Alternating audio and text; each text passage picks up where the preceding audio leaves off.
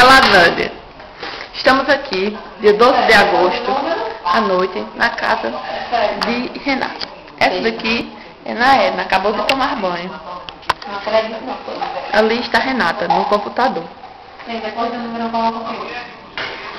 E aqui está Edinha. Hoje estamos fazendo bem casado. Já fizemos o branquinho, agora vamos fazer o preto. O branco acho que é a noiva, né? Que a noiva se veste de branco, mas o preto é o noivo, né? Vamos fazer bem casado. Edinha na cozinha.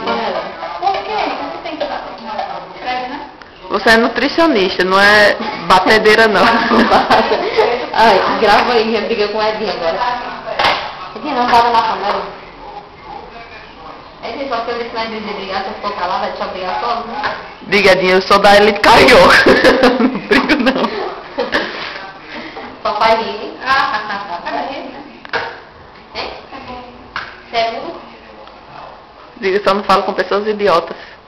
Diga, Edinha. Não sabe o que? Tu faz o que quer?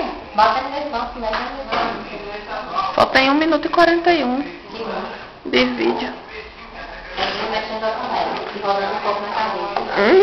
Edinha mexendo a panela. Olha a panela como é delicada.